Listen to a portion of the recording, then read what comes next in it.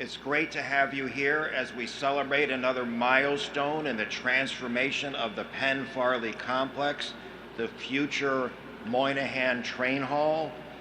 Before we go any further, I want to acknowledge some special guests. We have quite a few special guests, so I'll suggest we just hold our applause to the end and then you can go crazy, all right?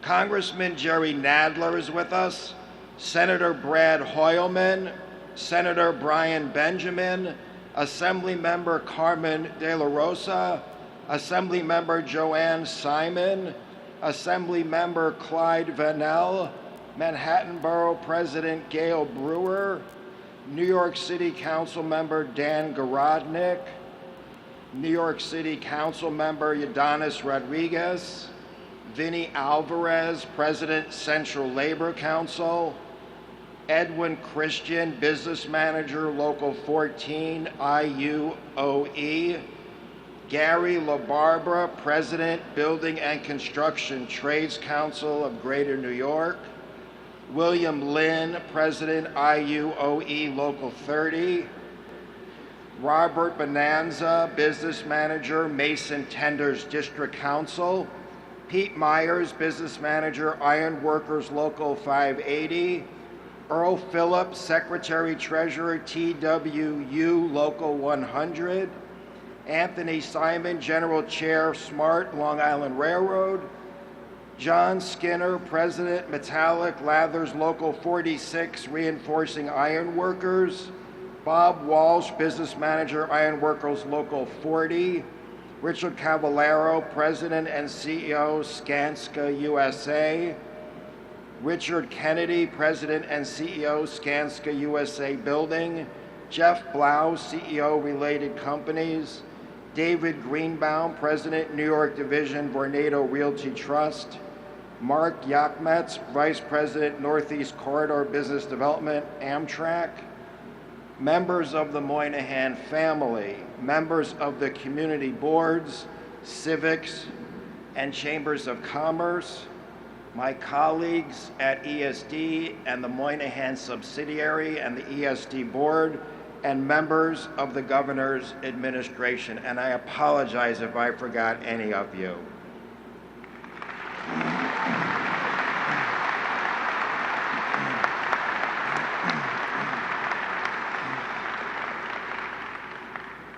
As you saw in the video, we are undertaking a complete transformation of Penn into the new Penn Farley complex. As a key part of the complex, the Moynihan Train Hall will greatly improve the travel experience for commuters while creating jobs for New Yorkers. It's been over 5 decades since the original Penn Station was sadly demolished. Finally, we will have a new train hall that is worthy and fitting of the Empire State. You may recall it was Senator Daniel Patrick Moynihan in 1993 that proposed the visionary idea to use this building to create a new train hall, and it was named for him in 1999. Sadly, despite the senator's persistence, and I suspect wit, wisdom, and some dose of sarcasm, plans were never realized. The thing to know is the naming is the easy part. It's the fun part, and it's a celebratory part. It's the doing that's the hard part, and it's the doing that's the most important part. When Governor Cuomo took office, he recognized the urgency of rebuilding Penn, and he made this his highest priority. He secured the funding, and something you may not recall or remember, this building was originally intended as part of the legislation to be the Amtrak station and the Amtrak station alone. Now, I have worked with the governor for some number of years now. If you think Governor Cuomo was going to put over $500 million into this facility solely for the use of Amtrak and not improve the experience for Long Island Railroad commuters, then you know someone very different than I know.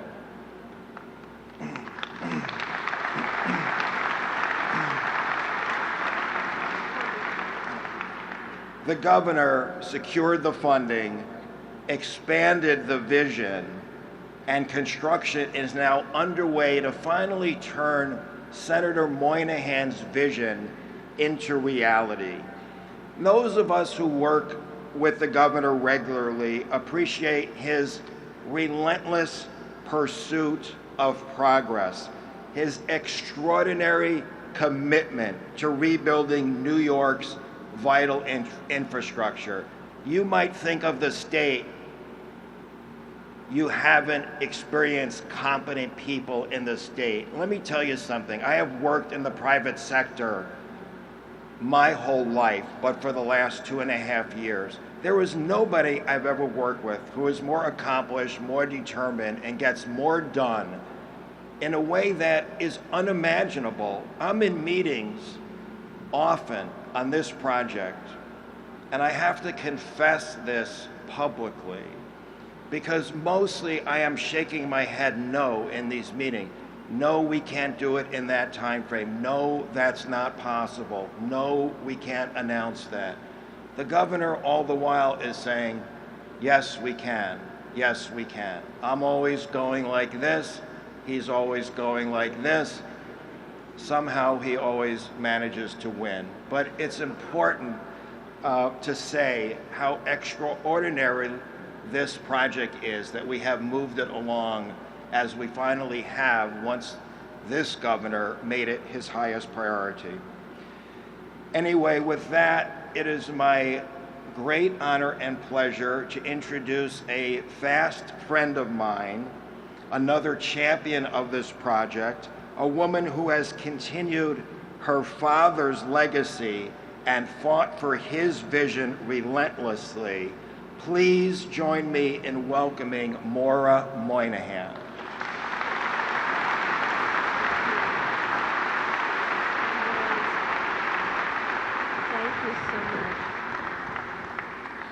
Thank you so much for those kind words, and I have to confess I'm in a state of shock, because on my father's deathbed in 2003, I vowed to him I would try to get the station built, and after trying for years and years and years, and just being told, no, you can't, no, it won't, and it's not going to happen, I gave up.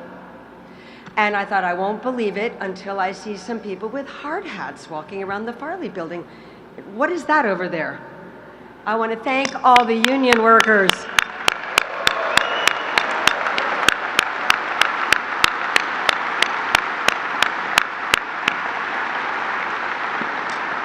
Thank you so much, all of you, for making this happen. And this project was very personal to my father because, as many people know, he grew up in Hell's Kitchen in the Great Depression. He was raised by a single mother. And he and his brother Michael used to shine shoes and sell newspapers in the old Penn Station. I want to acknowledge my cousins Michael and Eamon Moynihan and their families. Please stand up.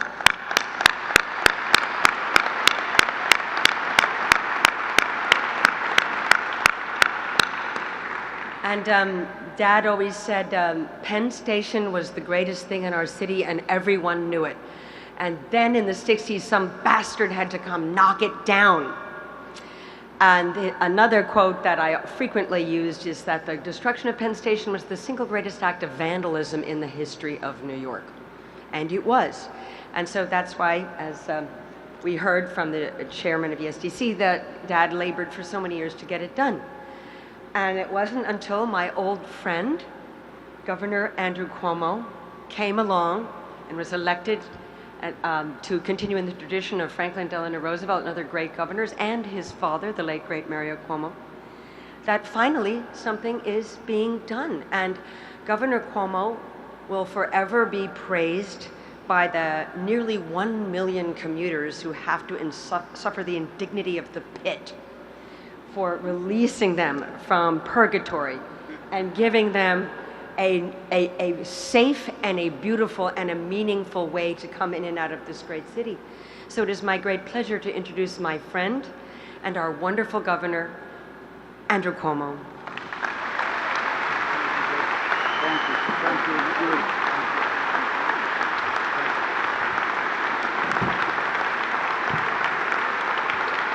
Thank you. Thank you very much. Thank you very, very much.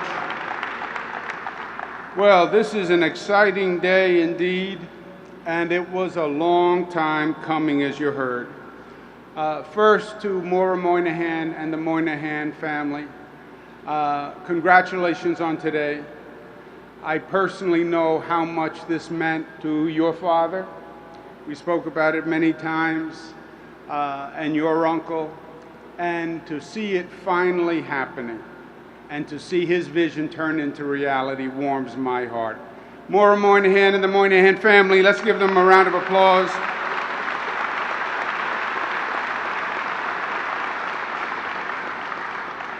But this was a hard project. It was complicated, it was difficult, it was expensive, it was transformational, which is exactly why we had to get it done. Maura's right. This was, for many years, too difficult to achieve. And people were ready to give up. But New Yorkers don't give up. And we got it done, and that's why we're sitting here today. There were many pieces that had to come together, and there are many people to thank. First, Howard Zemsky and the Empire State Development Corporation and Michael Evans, give them a round of applause. Our partners in the Long Island Railroad, we thank them. Amtrak and its chairman, Tony Kosher, let's give them a round of applause. In my office, Rick Cotton, who babysat this project for a number of years, he was so fatigued, he left now for the serenity of the Port Authority. But give Rick Cotton a round of applause.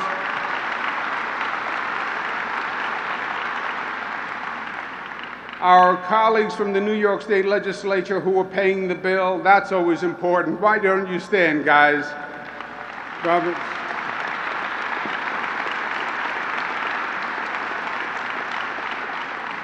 And our private sector partners, because this really is a partnership between government and the private sector. Vornado Realty and Related Realty, Steve Roth and Jeff Blau. Why don't you stand up and let us thank you for your participation.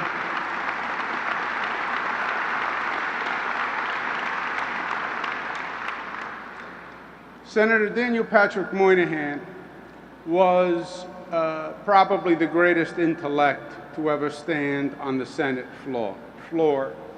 He's a legend in New York. I had, as Maura alluded to, the good fortune to meet the senator when I was a young fella. In 1982, my father was running for governor and the senator was running for re-election.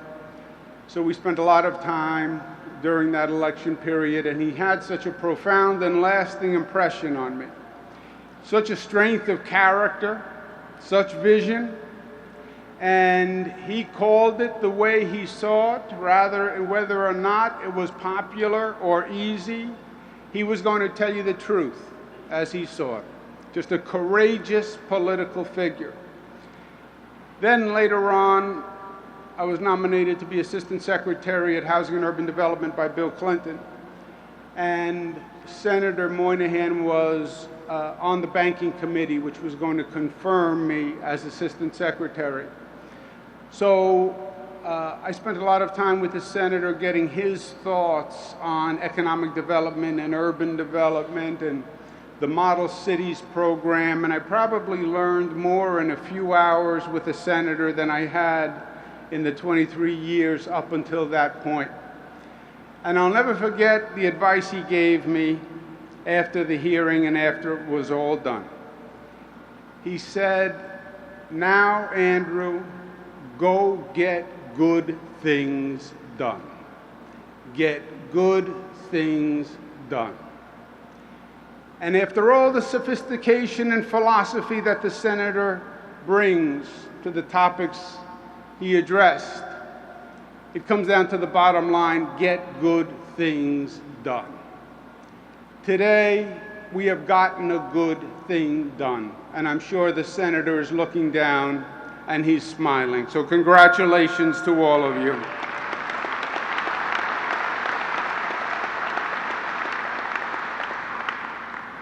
I think the senator would be pleased with today, and I think he'd be pleased with what the state is doing, what Congressman Nadler is doing, because the fundamental belief was New York is New York because of our transportation system. That if you want to drive development and you want to drive population growth, it is the transportation system that does that. That was a fundamental truth that the senator believed. And it is what New York is about. Look at where we are. Our location was because this was the best place to be in terms of transportation. New York City, New York State, it was the harbor that made New York, New York. It was, transportation was through the waterways, and we had the best transportation network by our location. And we started from there, and we built from there, and we developed from there. We were the first, we were the boldest, we were the best. 1817, we built the Erie Canal, opened up the entire country, opened up the entire state. An act so bold that the governor at the time, DeWitt Clinton, was threatened with impeachment because they thought he was out of his mind to propose it. That was the boldness of New York. And we continued. We opened the New York State Thruway before President Eisenhower even thought about the Federal Interstate Highway Act. 1834, we built a railroad from Brooklyn to the North Fork, all the way out on Long Island. Why? Because at the North Fork, there was going to be a ferry that could take you to Boston. And we built the railroad all through Long Island just to get to the ferry terminal to take a ferry to Boston. Now, the ferry to Boston went bust. But that railroad, that is the Long Island Railroad today. That's what we built. 1883, longest bridge ever built, Brooklyn Bridge. 1904, we started work on the largest subway system in the country. Within 25 years, we doubled the size of New York City. Holland Tunnel, 1927, first tunnel to carry cars and trucks, because it was the first tunnel that had a mechanical ventilation system. George Washington Bridge, 1931, longest bridge ever. Verrazano, 1964. Robert Moses and the World's Fair, 1964 and 1965. And then, just about that period, everything stops. Everything stops. The last time this nation, this state, really built bold and visionary was at that point. Why?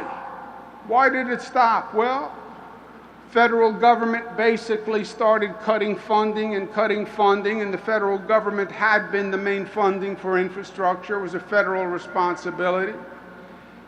Federal government cut funding by half at the same time that the European countries were doubling their infrastructure. The truth is also that the competence level of government was not what it was. People trusted government less. Government became limited by the pessimism of the people, rather than licensed by the optimism of the people.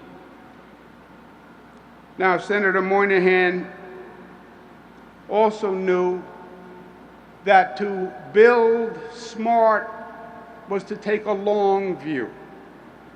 And in many ways, we've grown too short-sighted. Senator Moynihan knew that he would never see this train home. He knew how complicated it was, how ambitious it was, how expensive it was. He knew he would not be in this hall today. But he wasn't building it for himself. He was building it for the future generations. He was investing in the future. He was building it on the hope that Maura one day would be in this hall. And she is. And he was right. In New York, we know that the future is what we make it. The future is what we build it. And we look around today and we see China growing, and we see the Gulf states growing, and we see parts of Europe passing us by, and we know what needs to be done. You saw in the video, everyone knows what needs to be done. President Obama says the same thing as President Bush, says the same thing as President Clinton, says the same thing as President Trump. That doesn't happen all that often. But they're all saying the same thing. It's about infrastructure, and the best infrastructure has the best economy. The challenge is in the doing. The challenge is in getting it done. And that lies both our challenge and our opportunity. New York, we're all about getting it done. We're investing $100 billion, the largest amount ever invested in the history of the state of New York in infrastructure. Doing projects all across the nation, all across this state, replicating projects that are the first and the best, from Laguardia Airport, which will be the first new airport built in 25 years, not since the Denver airport has this nation built an airport, to the John F. Kennedy Airport, replacing the Kosciuszko Bridge after it being a bottleneck for 60 years, the Tappan Zee Bridge after 25 years, airports all across the upstate New York, investing in the subway system, $8 billion, and pledging $400 million to fund the emergency repair program. Why? Because the subway system is the economic circulatory system of the entire city.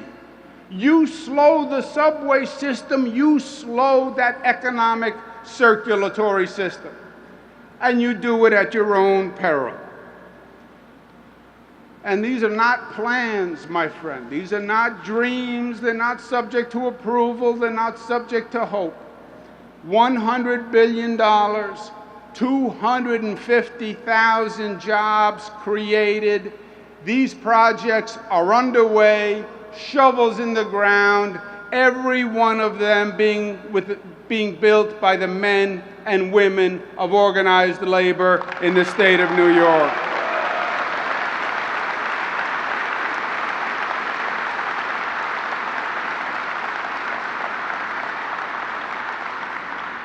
You know, what made New York, New York is, yes, we dream big, but we also get it done. That's what New York is all about getting it done.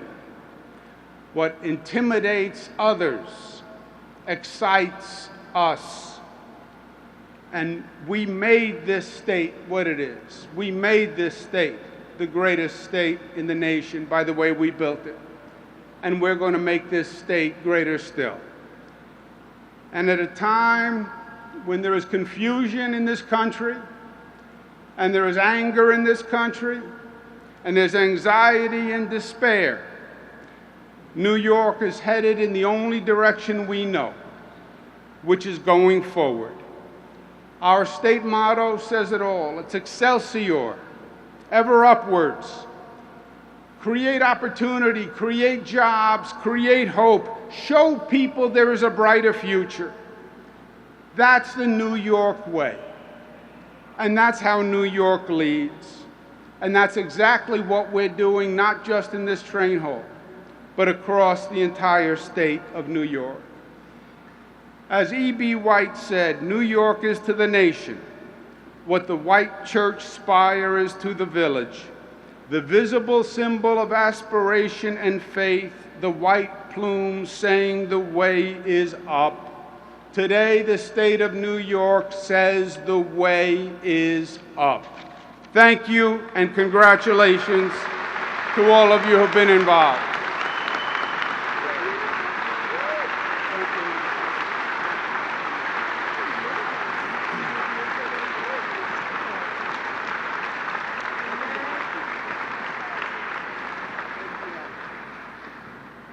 Governor, thank you. Thank you for your inspiring remarks. Thank you all for coming. I want to thank the governor for having the gumption to get it done, to invest in infrastructure, to create a train hall worthy of the senator's name and the family's name, and worthy of the Empire State. Thank you all for coming. We look forward to completing this project with you. Have a great day.